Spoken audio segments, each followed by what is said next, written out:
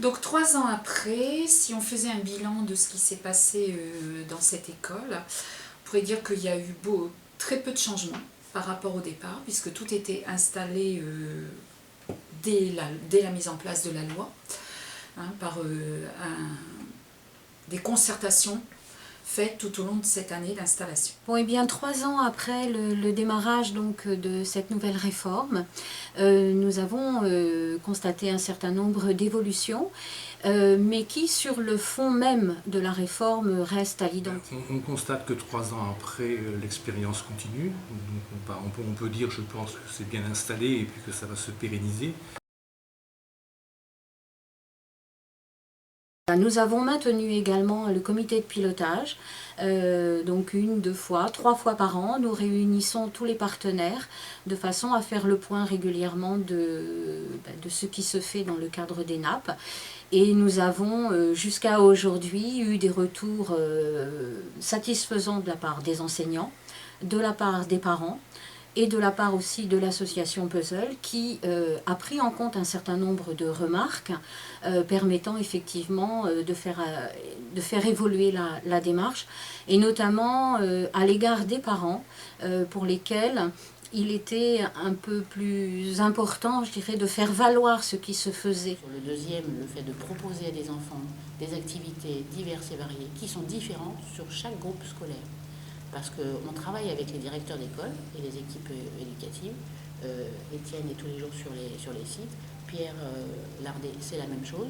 Et donc, on adapte suivant les projets. Donc, ça peut coller aussi à un projet de classe.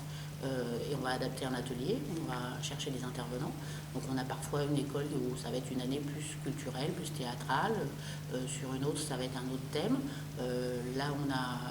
Donc, il n'y a pas d'enjeu de compétition. Alors au niveau du partenariat, effectivement, nous n'avons pas de comité de pilotage. C'est toujours Sébastien Gouamier, l'ADSEM de la maternelle, qui gère les activités. Et après, qui fait des demandes.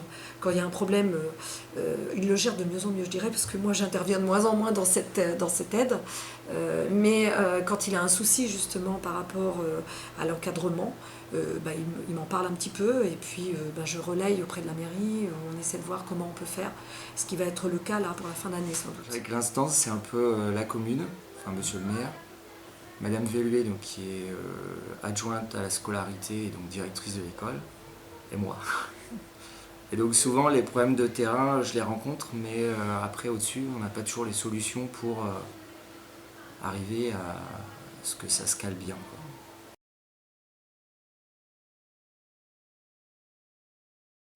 En plus, on a recruté depuis 1 an maintenant un nouveau cuisinier également au niveau de la cantine, qui est vraiment cuisinier et qui s'est également impliqué dans les activités, qui fait des cours de cuisine, et ça plaît énormément aux enfants. La première année, il y a eu beaucoup d'appels à des prestataires extérieurs qui s'est avéré être assez riche en termes de contenu, mais avec beaucoup de difficultés de gestion, d'organisation. Donc il y a eu des choses qui se sont un petit peu réorientées et recentrées en s'appuyant principalement sur les compétences de l'association en interne, des choses autour de la formation, des équipes aussi présentes. Jusque-là, il n'y a pas eu de changement parce que ça correspondait à une attente et des familles et de la commune, parce que sur ce créneau-là, c'est le créneau qui pose le moins de problèmes par rapport au transport scolaire, disponibilité des familles pour les enfants. Ça sera peut-être à revoir à l'avenir, parce que petit à petit, on a de moins en moins de bénévoles, de personnel encadrant. Et il faudra peut-être se remettre en question sur... on a du personnel tous les jours. Donc peut-être voir à regrouper sur une demi-journée. Ça va être des choses à retravailler à l'avenir, je pense. Dans les activités même, on a gardé par exemple les échecs, où on a vu vraiment au niveau culturel un énorme apport pour les élèves, puisqu'ils ont découvert cette activité, ce qui nous a amené tout de même actuellement cette année à être champion départemental d'échecs au niveau de la rencontre des écoles. Après, il y a le cirque, il y a le secourisme qui permet un lien par rapport au travail qui est fait et attendu par l'éducation nationale au niveau des diplômes à remettre en 6e. De l'handisport, puisqu'on a une ULIS dans l'école, donc ça permet à tous les élèves de découvrir le sport en tant qu'enfant handicapé, en se mettant dans cette situation. La lecture, puisqu'on est une école qui travaille énormément sur les albums. Et puis aussi, surtout, des activités de travaux manuels. Alors le fait que je sois ATSEM sur ces temps-là, je dirais qu'on a très peu d'intervenants qui veulent s'occuper des maternelles, parce que c'est un public assez spécifique, avec des besoins particuliers, qui ont une attention très courte, donc il faut quand même varier, même si les activités ne durent qu'une demi-heure, on ne peut pas dire un tout petit, pendant une demi-heure tu fais ça et c'est tout. Donc ça m'apporte un peu ce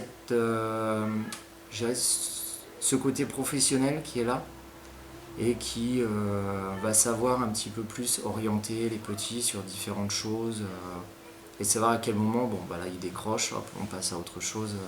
On a aujourd'hui une multitude d'activités proposées avec des cohérences sur les projets, les séances d'une semaine sur l'autre et en fonction de chaque période de vacances scolaires.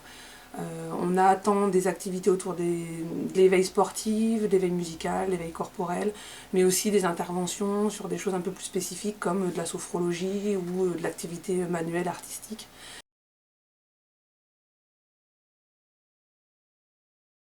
Donc le fait de le positionner sur la pause méridienne, ça nous permet de toucher, cela concerne tous les enfants. Parce que nous, à Saint-Cyr, on a 90% d'enfants qui déjeunent, donc de demi-pensionnaires. Les quelques enfants, parfois, qui rentrent chez eux au moment de la cantine, on les récupère, ils peuvent aussi participer à des ateliers.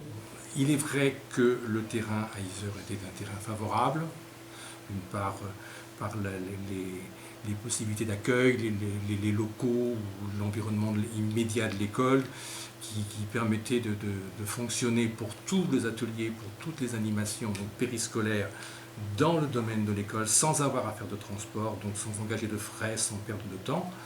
Donc ça, c'était un point positif. Et puis à l'époque, je me souviens qu'effectivement, on n'a pas eu de problème d'entente.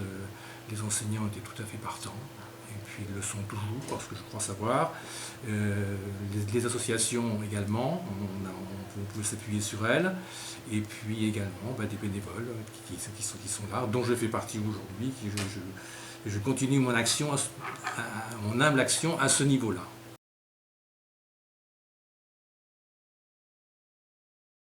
Alors nous sommes, nous enseignantes, totalement satisfaites de cette organisation. Les enfants sont moins fatigués et dans la journée moins fatigables. Par rapport à ça, les grands changements qu'on peut ressentir, c'est vraiment au niveau, je dirais, du climat scolaire. Aussi, puisque dans l'école, nous avons travaillé sur évidemment le vivre ensemble, mais aussi dans ce temps d'activité sur cette pause méridienne qui est très longue dans cette école, 2h15, qui était 2 heures avant l'installation d'étape, a permis que les enfants soient occupés par des choses intéressantes, puisqu'ils ont le choix, et de découverte aussi. Il est vrai que cette nouvelle organisation est censée favoriser les apprentissages et puis la réussite scolaire. Alors là, je n'ai plus les moyens où j'ai de le constater, mais je pense que c'est le cas. Et en tout cas, ça permet aussi d'ouvrir l'école sur l'extérieur, et ça, pour moi, c'est très important.